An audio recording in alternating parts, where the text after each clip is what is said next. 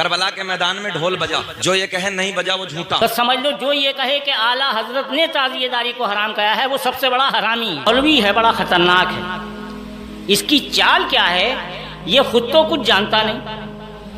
دوستو کیسے ہیں؟ امید ہے جو آپ اچھے سے ہوں گے، خیریت سے ہوں گے۔ تو آپ کے لیے ایک نیکسٹ ویڈیو لے کر آ گیا۔ جی ہاں دوستو، آپ سے ہم ریکویسٹ کریں گے جب یہ ویڈیو آپ اسٹارٹ کر ہی دیے ہیں تو ضرور پورا ویڈیو دیکھ کر جائے۔ جی ہاں دوستو، یہ مولانا نے بہت بڑی بات کہہ دی ہے۔ جی ہاں دوستو، یہ مولانا اس ویڈیو میں یہ کہتا ہے جو انسان یہ کہے، یعنی کہ جو مولانا یہ کہے جو اعلیٰ حضرت نے تعزیہ کو حرام قرار دیا ہے وہ مولانا ہی حرامی ہے۔ جی ہاں دوستو، آپ اس ویڈیو میں جب پوری ویڈیو دیکھیں گے تو آپ بہت حیران ہوئیں گے۔ جی ہاں دوستو، تو آئیے ہم سب سے پہلے آپ کو ہم ویڈیو دکھاتے ہیں جو کیا کچھ یہ بتاتا ہے، اور ساتھ ہی ساتھ مفتی سلمان اظہری صاحب کا بھی ہم ویڈیو دکھائیں گے جو کیا کچھ وہ اپنی ویڈیو میں یہ بیان کرتے ہیں۔ جی ہاں دوستو، یعنی کہ تعزیہ کے بارے میں کیا بتاتے ہیں، اور اس کے بعد آپ کو سید امیر القادری صاحب کا بھی ہم ویڈیو دکھائیں گے وہ کیا کچھ بتاتے ہیں۔ جی ہاں دوستو،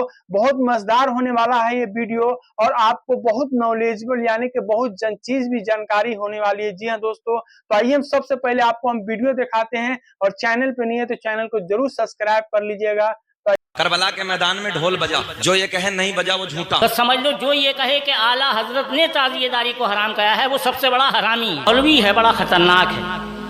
اس کی چال کیا ہے یہ خود تو کچھ جانتا نہیں، خود تو یہ کچھ سہارا لیتا ہے بڑے حضرت کا، اعلیٰ حضرت کا۔ بات سمجھ میں آ گئی؟ اور الزام اتنا بڑا دیتا ہے کہ اعلیٰ حضرت نے تعزیہ داری کو حرام کہا ہے۔ تو سمجھ لو جو یہ کہے کہ اعلیٰ حضرت نے تعزیہ داری کو حرام کہا ہے وہ سب سے بڑا حرامی ہے۔ بہت صاف لوگوں میں سن لیں، صحیح ہے بات۔ وہ سب سے بڑا حرامی ہے کہ اعلیٰ حضرت کے فتوے کو بھی اس نے توڑ مروڑ کر پیش کیا۔ وہ جب اعلیٰ حضرت کا ہی نہیں ہے تو ہمارا کہاں سے ہو جائے گا؟ واہ واہ واہ واہ واہ، صحیح بات ہے۔ اعلیٰ حضرت تو کہتے ہیں کہ تعزیہ داری میں جو یہ خرافاتیں ہیں، جو غلط باتیں ہیں، انہیں روکا جائے، اور نہ روک سکو تو اس سے بہتر یہ ہے کہ تعزیہ داری اپنے گھر میں کر لیں۔ اب اعلیٰ حضرت کے بارے میں یہ کمینہ یہ کہہ رہا ہے کہ اعلیٰ حضرت نے تعزیہ داری کو حرام کہا نہیں، انہوں نے تعزیہ داری کو جائز کہا ہے۔ روزے کا نقشہ بنانے کو بالکل ایسے بتایا ہے جیسے مکے اور مدینے کے نقشے ہم رکھتے ہیں، تو اس کو تو بیان نہیں کرتا۔ اعلیٰ حضرت کہتے کیا ہے کہ مکہ اور مدینے کا جیسا ہم نقشہ بناتے ہیں، اگر ایسے نقشے ہم بنا کر رکھیں، اپنے گھر میں زیارت کریں تو یہ سب ثواب کا کام۔ انہوں نے فتویٰ دیا تھا صرف اس بات پر، اور یہ ان پہ دوڑ پڑا، تو یہ بالکل اسی طرح کا کام ہے جیسے کربلا میں جب حسین کو شہید کیا گیا تو جس طرح سے یزید نے فتوے لیے تھے ان منافقوں سے۔ ہاں، واہ واہ واہ واہ واہ، بہت عمدہ۔ بات سمجھ میں آ رہی ہے نہیں آ رہی ہے؟ اچھی تعبیر۔ بالکل ایسے ہی آج کے عالم ہیں جو ذکر حسین سے روکتے ہیں، عزاداری حسین سے روکتے ہیں۔ واہ واہ، کار وارث پاک اعظم اللہ کا ذکر کا ہم طریقت کے ماننے والے ہیں۔ ہمارے لیے سب سے بڑا فتویٰ اگر کوئی ہے اس وقت کے حالات میں، اور سب سے بڑا کوئی عالم ہے، سب سے بڑا کوئی بادشاہ طریقت ہے، تو ہم چونکہ وارثی ہیں، ہمارے لیے سرکار وارث پاک اعظم اللہ ذکرہ کے مقابلے میں سب زیرو ہیں۔ یہاں مسلمان جو ہے اس کا مسئلہ مختلف بھی ہے، اتنا میں بتاؤں گا، کنفیوز نہیں ہونا۔ تعزیہ کو شرائط کے ساتھ اگر بٹھایا جائے تو جائز ہے، لیکن وہ شرائط پورے کرتے نہیں لوگ، اور ہم نے اگر اتنا ہی شوشہ کھول دیا تو بڑے بڑے دروازے لوگ کھول دیں گے۔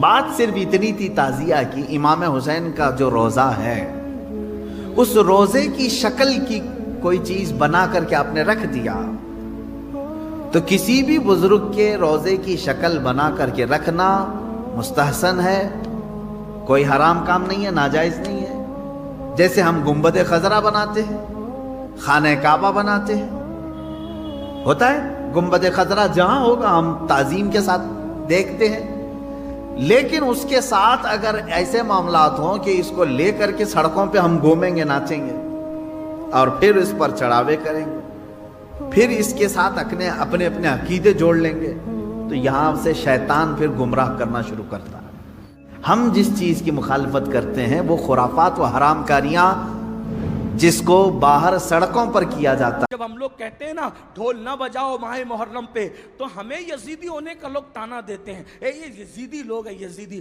ہم کہتے ہیں کیوں یزیدی ہو گئے ہم؟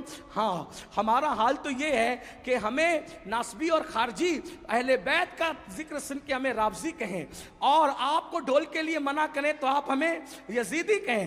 بہت اچھی بات ہے، آپ کے اپنے معاملات ہیں، مگر یاد رکھنا اللہ کی عدالت میں تمہیں بھی منہ دکھانا ہے اور ہمیں بھی کھڑے ہونا ہے. ہم حق بات کہہ جائیں گے.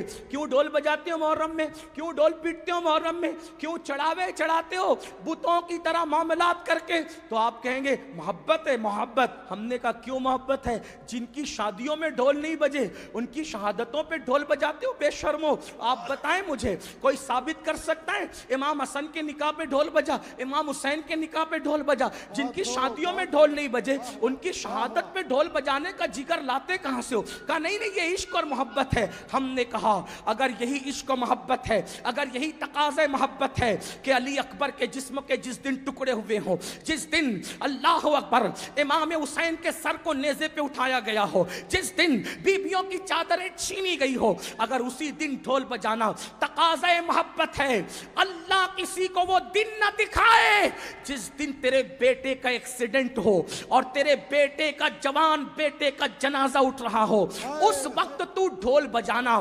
پھر سمجھیں گے کہ تقاضۂ محبت کسے کہتے ہیں.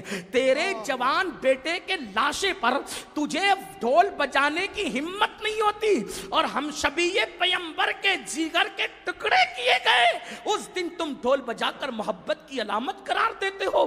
شرم نہیں آتی؟ ذرا سوچو تو صحیح. سنیو، بدعقیدگی کے راستے ہم نے استوار کرنے کی کوشش کی ہے.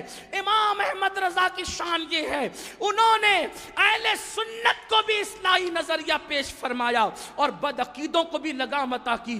کم نصیبی یہ ہے ہم نے بدعقیدوں کے معاملے میں اعلیٰ حضرت کا موقف تو پیش کر دیا، لیکن اہل سنت کی اصلاح کے لیے انہوں نے جو باتیں پیش کی کہ ہم نے اس کی ہمت کی، اس لیے کہ ہم تو سوچتے ہیں فلاں صاحب ناراض ہو جائیں گے، فلاں صاحب. یاد رکھو قرآن کہتا ہے واللہ ورسولہ احق ان یرضوا، اللہ اور اس کے رسول زیادہ حقدار ہیں کہ ان کو راضی کیا جائے.